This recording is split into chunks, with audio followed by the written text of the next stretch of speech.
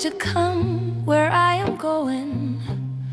That is to glory, you must come this road. That is through thorns before communion. We ought to exercise ourselves in many acts of virtue. Prayer and communion are not to be made or desired for the sake of a devotion we feel in them. For that is seeking self and not God.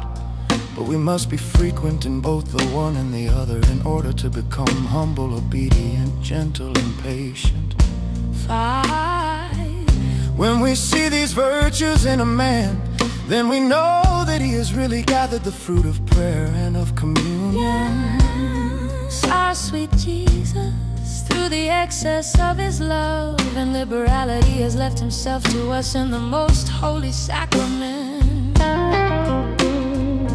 Let all go to the Eucharistic table with a great desire for that sacred food. Sit in, sit in, sit in, sit in.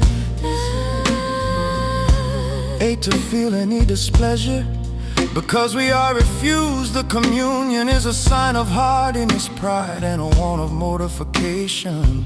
9. Those who are going to communion should prepare themselves for more temptations than usual, for the Lord will not have us stand idle. It is a good thing during the week that follows our communion day to do something more than usual.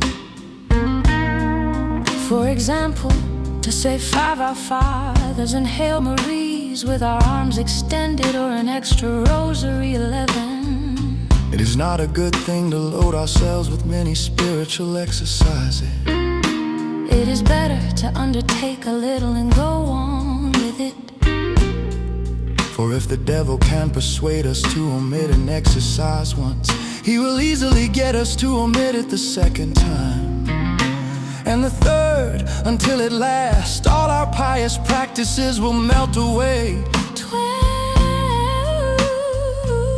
We must take care of little faults, for he who once begins to go backward and to make light of such defects brings a sort of grossness over his conscience, and then goes wrong altogether. 13. The servant of God ought to seek knowledge, but never to show it or make a parade of it. And let us always go to confession with sincerity, and take this as our rule, never out of human respect to conceal anything from our confessor, however inconsiderable it may be. 15. He who conceals a grave sin in confession is completely in the devil's hands. 16. Penitents should not generally change their confessors nor confessors be forward to receive the penitence of others. A few particular cases accepted. 17. When a person who has been living a spiritual life for a long time falls into a serious fault, there is no better way of raising him up again than by exhorting him to manifest his fault to any pious friend with whom he has a particular intimacy. And God will reconduct him to his first estate for the sake of his humility.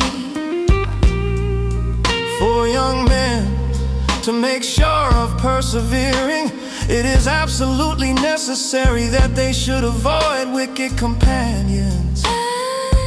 Be familiar with good wine. In the spiritual life there are 3 degrees. The first may be called the animal life. This is the life of those who run after sensible devotion, which God generally gives to beginners to allure them onwards by that sweetness to the spiritual life.